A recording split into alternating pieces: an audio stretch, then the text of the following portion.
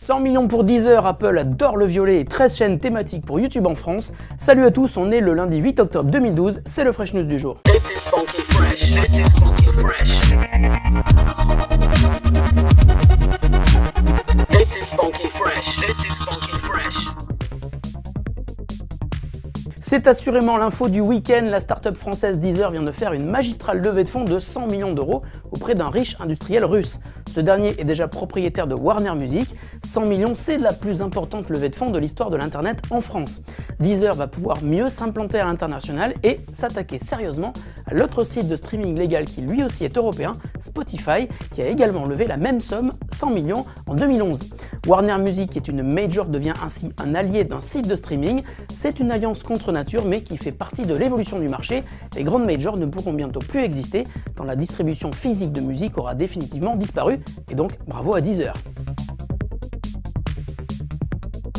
Un nouveau problème pour l'iPhone 5 après iOS 6 et ses cartes un peu ratées, après sa coque beaucoup trop fragile. Voici que c'est l'appareil photo du dernier smartphone de Apple qui fait polémique. De nombreux utilisateurs ont rapporté un bug plutôt gênant. Certains modèles d'iPhone 5, pas tous, auraient tendance à créer un halo violet autour des sources lumineuses quand on prend une photo.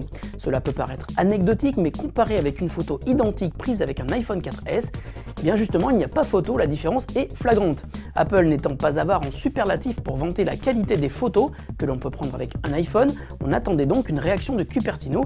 Elle est arrivée ce week-end. Apple indique que c'est normal, ça peut arriver, et pour corriger ce problème, propose une solution super simple, il suffit de prendre une photo sous un angle différent.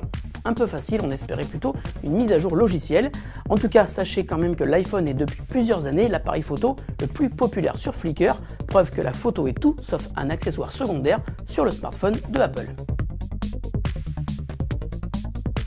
Quelques mois après le lancement de ces chaînes thématiques aux États-Unis, YouTube prépare activement l'arrivée de leur équivalent en Europe. Le numéro 1 mondial de la vidéo sur Internet annonce ainsi 13 chaînes rien qu'en France. L'ambition de YouTube est simple, faire créer du contenu pour le web par des sociétés de production qui travaillent généralement avec la télé. Ainsi, Endemol, Euronews ou l'agence Kappa vont produire du contenu sur mesure pour YouTube et vont être rejoints par des acteurs du web comme par exemple Au Féminin ou Doctissimo.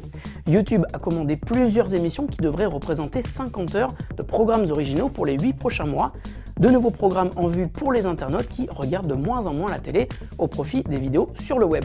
Et comme aux États-Unis, les producteurs pourraient en profiter pour tester de nouveaux concepts avec des budgets plus faibles que si ces derniers étaient produits directement pour la télé. Petit message à YouTube, si vous cherchez du contenu high-tech, on est là, tous les jours. La question du jour nous vient de Maxence Pompom qui nous dit « J'adore la nouvelle musique de Fresh News, mais elle demeure introuvable sur le web. Est-ce que quelqu'un peut m'aider ?»